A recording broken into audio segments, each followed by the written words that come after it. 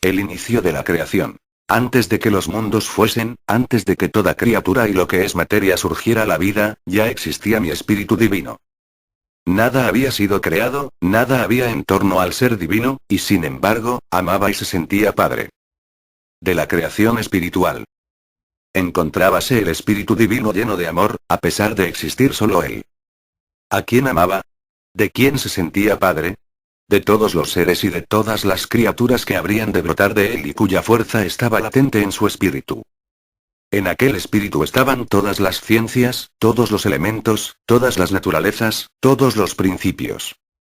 En él estaban la eternidad y el tiempo. En él estaban el pasado, el presente y el futuro, aún antes de surgir a la vida los mundos y los seres. Aquella inspiración divina se hizo realidad bajo la fuerza infinita del amor divino, y comenzó la vida. El seno de Dios se llenó de seres, y en todos se manifestó el amor, el poder y la sabiduría del Padre. La creación tiene vida y manifiesta el poder y la fuerza de vuestro Señor. Dios no es complicado, misterioso, ni confuso en su creación, porque lo perfecto es simple. En mi creación todo vive, crece y se perfecciona. Sois los espíritus que desde el principio de la creación habéis recibido una misión.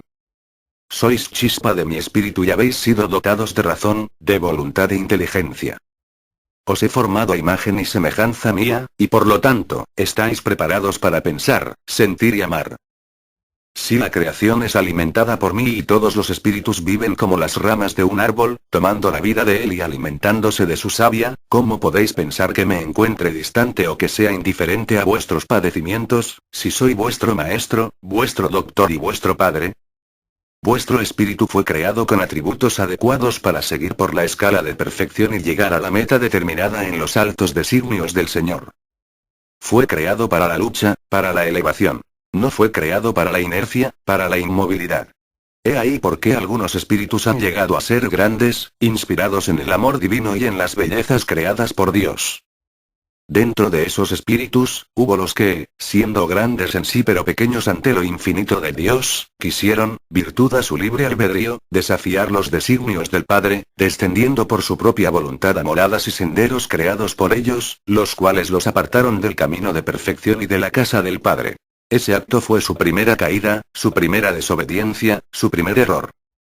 Basta una sola imperfección para desarmonizar en el concierto del amor divino y sus resultados solo pueden evitarse volviendo al camino, al arrepentimiento definitivo y a la obediencia. Desde que se levantó el primer desobediente delante de mi ley, cuánta miseria y cuántas tinieblas dejó a su paso. Desde entonces existe el mal como una fuerza invisible. Yo permití que existiera esa fuerza solo para someteros a prueba y por vosotros mismos quiero exterminarla. Muchos espíritus volvieron arrepentidos y rendidos, llenos de dolor pero también de esperanza, a pedirle al Padre que les purificase de aquellas faltas. Unos habían descendido movidos por la ambición, otros por la curiosidad. El curioso es un intruso en el dominio ajeno, así como el desobediente es el más terrible enemigo de sí mismo. Mas aquellos que pronto volvieron al Padre en busca de perdón, fueron recibidos por el amor perfecto. Sus vestiduras les fueron desmanchadas, sus amarguras borradas y su luz volvió a brillar. Mas no todos regresaron mansos y arrepentidos de su primera desobediencia, de su primer acto de soberbia. No, muchos llegaron llenos de soberbia o de rencor. Otros, avergonzados y conociendo su culpabilidad, quisieron justificar sus faltas ante mí, y lejos de purificarse con el arrepentimiento y la enmienda, continuaron creando, ayudados por sus atributos, una vida alejada de las leyes de amor de su Padre. Así esos seres cayeron en nuevos y desconocidos estados de vida. Al darse cuenta de que estaban dotados de grandes dones, de que tenían inteligencia y fuerza para crear por sí mismos, y creyendo ascender a cada paso, fueron cayendo lentamente hacia el abismo. Ahí crearon una vida artificial y permitieron que se desarrollara la violencia, el egoísmo, la necedad, lo absurdo y la ceguera espiritual. Y en cada paso que los alejaba más y más del sendero de justicia, mi voz les llamaba diciéndole: «Deteníos, volved a mí». En la conciencia vibraba mi voz, exhortándoles a detenerse. Fuisteis libres y grandes pero después os hicisteis misioneros de vuestras pasiones, degenerando espiritual y moralmente. Y así muchas criaturas espirituales habrían de necesitar tomar forma corpórea para habitar en mundos materiales para así evolucionar, ya que, en virtud del libre albedrío del que fueron dotados, hubo espíritus que, alejándose del camino de perfección que su padre les había trazado, decidieron crear sus propios senderos, alejándose del seno de Dios. Mas el Padre, siendo infinito y anhelando ser comprendido por todos sus hijos, formó el universo y la vida material como un apoyo para esas criaturas, y dentro de ella creó una de vuestras moradas pasajeras. Este mundo. El Padre con paciencia perfecta, infinita, fue forjando y preparándolo todo, para que el Hijo no encontrara imperfección alguna, sino que a cada paso y en cada obra encontrara la huella de su Padre. Porque todo quedó dispuesto desde el principio como un libro, a través de cuyas páginas y con el paso de los tiempos encontrarais la respuesta anhelada a la pregunta que me haríais. ¿Quién soy, de dónde he venido y a dónde voy? Pero en verdad os digo, Elías ha sido siempre antes. Antes de que el hombre llegase a morar el planeta, Elías vino para darle ambiente espiritual, para inundar de esencia espiritual todos los ámbitos de vuestra morada, para dejar convertido este planeta, no solamente en un paraíso terrestre, sino en un santuario para el espíritu, para que el hombre no se inclinara solamente ante la naturaleza para adorarla, sino que por medio de la naturaleza descubriera la presencia de su Dios. Y cuando todo estuvo preparado, doté a vuestro espíritu del cuerpo que le serviría de báculo, de vestido para habitar un mundo maravilloso, creado con sabiduría y perfección para él. Como un libro que con todas sus lecciones y bellezas se ofrecía a los hijos del Señor, como una escala que comenzaba en ese mundo y se perdía en lo infinito. ¿Es acaso Elías vuestro padre? No. ¿Es acaso el Espíritu Santo? Tampoco. ¿Quién es entonces Elías? Elías es el gran espíritu que está a la diestra de Dios, que en su humildad se nombra siervo del Padre y por su conducto, como por el conducto de otros grandes espíritus, muevo al universo espiritual y llevo a cabo grandes y altos designios. Sí, mis discípulos, a mi servicio tengo multitudes de grandes espíritus que rigen la creación. Entonces os preguntáis, ¿el Padre no es aquel que todo lo hace? Y yo os contesto, yo soy el que todo lo hago, porque sin mí nada se movería. Pero así como he dado vida a muchos espíritus, a todos les he dado parte en mi obra, en mi trabajo, sitio en mi creación, lugar digno a mi diestra. Sembró el Señor de bendiciones el camino que habrían de recorrer sus hijos. Inundó de vida el universo y llenó de bellezas la senda del hombre, en quien depositó un destello divino. El espíritu, formado de amor, de inteligencia, de fuerza, de voluntad y de conciencia. Mas a todo lo existente lo envolvió en su fuerza y le señaló su destino. Yo lloré vuestra partida desde el instante en que dejasteis la morada espiritual para ir a la tierra. Desde entonces han sido mis lágrimas y mi sangre las que os han perdonado vuestros pecados, y mi voz dulce y serena no ha dejado de aconsejaros en vuestra jornada. El Padre quedaba ahí, como el principio de todo lo existente. Y luego de ofrecer al universo el camino de la evolución y el perfeccionamiento, se quedaba en espera del retorno de sus hijos, para que en él encontrasen también su final que sería la perfección del espíritu en la eternidad. Ese camino trazado a cada elemento, a cada criatura y a cada especie, era ley que el Creador escribió imborrablemente en sus hijos desde el principio. La ley de evolución. Mi sombra os ha seguido por todos los caminos. Yo soy quien en verdad os ha extrañado, vosotros no, porque cuando partisteis os sentíais fuertes y creíais que ya no necesitabais de mi apoyo. Vuestro camino fue el libre albedrío, vuestros sentidos se dilataron para aspirar y palpar cuanto os rodeaba y fue necesario que cayeseis muy abajo para que volvierais vuestros ojos nuevamente hacia mí. Hasta entonces recordasteis que teníais un Padre a cuya mesa os sentabais. Entonces clamasteis a vuestro Señor, mas antes ya os había llamado yo y estaba reclamando en mi mesa vuestra presencia. Os había buscado, como el padre que vio partir pequeño a su hijo llevando la inocencia en su corazón y desconociendo el camino. Vuestros números, vuestras ciencias más elevadas para medir y calcular los tiempos, no os bastarían para dar principio a una labor que solamente Dios puede llevar a cabo, por ser el único que estará siempre más allá de los tiempos. Sí, hijos míos, la consecuencia de todos los pensamientos, palabras y acciones que el espíritu tuvo en su principio por razón del libre albedrío, dio origen a las fuerzas invisibles, a las vibraciones del bien y del mal. Los que en el uso del libre albedrío comenzaron a vivir en forma sana, tratando de alcanzar su bienestar y el del semejante, crearon vibraciones saludables, benéficas. Y los que en el mismo uso del libre albedrío desoyeron la voz de la conciencia y se orientaron por las inclinaciones egoístas, propias de su soberbia, crearon fuerzas maléficas, engañosas. Unas y otras vibraciones quedaron en el espacio espiritual, prestas a aumentar o disminuir su intensidad e influencia, atraídas según fueran los pensamientos de los espíritus, según sus obras posteriores, pero esas fuerzas invisibles no habrían de quedar aisladas de la evolución de los espíritus. No, discípulos, esas vibraciones quedarían latentes sobre todos los seres. Los que eran inspirados por la luz de la conciencia, sabían rechazar las malas influencias y buscaban las vibraciones benéficas y saludables. Y los que en el uso del libre albedrío hacían obras opuestas al dictado divino, atraían las vibraciones perversas, insanas, aumentando su confusión. Y de ese equilibrio provienen las enfermedades y las bajas pasiones que en vuestro mundo atormentan al hombre hasta vuestros días. Yo que conozco vuestro principio y vuestro futuro en la eternidad, di a los primeros hombres armas con las que lucharan contra las fuerzas del mal. Pero las despreciaron, prefirieron la lucha del mal contra el mal en la que nadie triunfa, porque todos resultarán vencidos. Si me preguntáis cuáles fueron las armas que di a la humanidad para luchar contra el mal, os diré que fueron la oración, la perseverancia en la ley y el amor de los unos a los otros. Os he hablado del origen de las fuerzas del bien y del mal.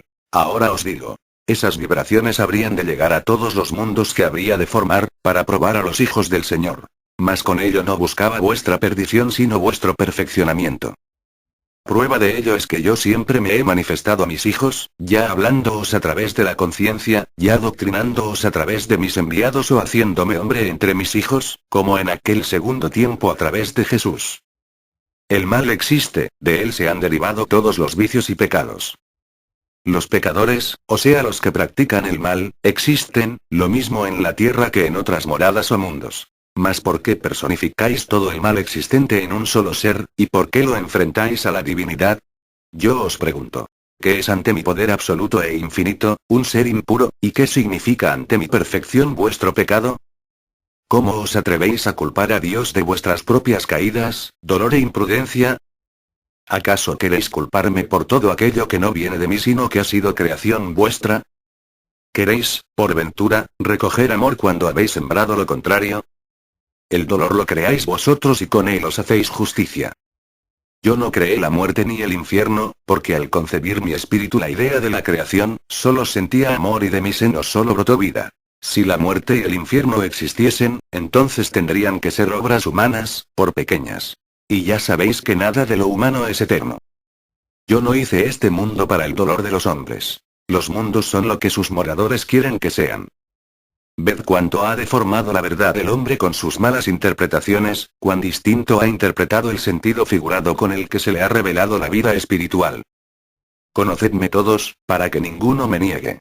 Conocedme, para que vuestro concepto sobre Dios esté fundado en la verdad y sepáis que donde se manifieste el bien, ahí estoy yo.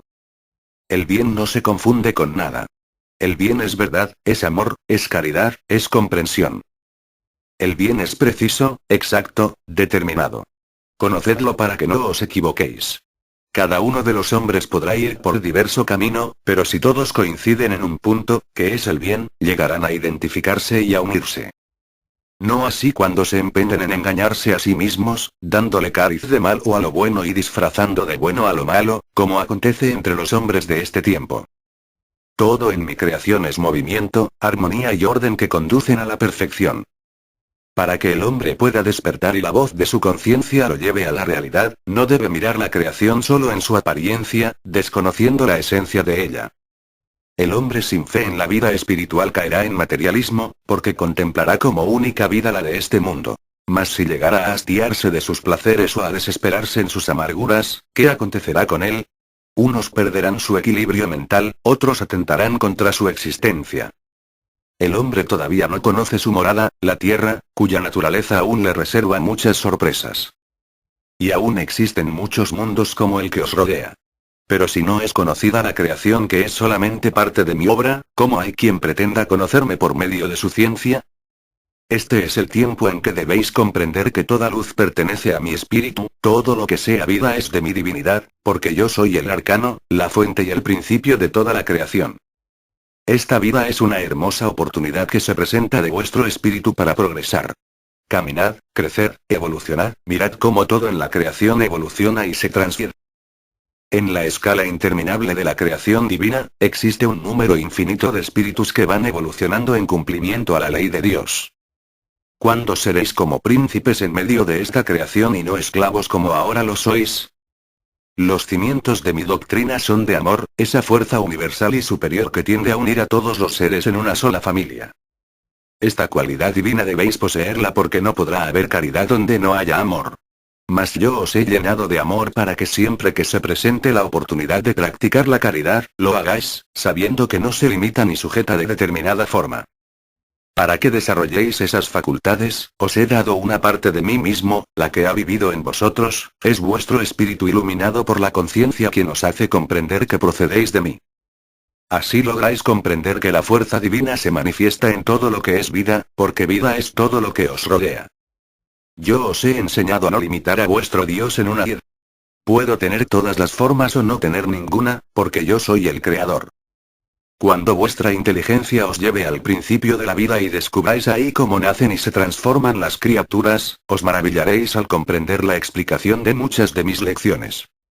Ahí descubriréis que Dios está manifestado en todo, desde los seres imperceptibles a vuestra mirada hasta los mundos y astros mayores.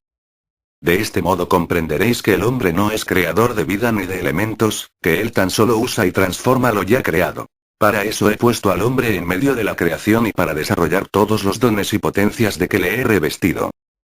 Nada existe en la creación material que sea mayor que vuestro espíritu. Ni el astro rey con su luz, ni la tierra con todas sus maravillas, ni ninguna otra criatura es mayor que el espíritu que os he dado, porque él es partícula divina, es flama que ha brotado del espíritu divino.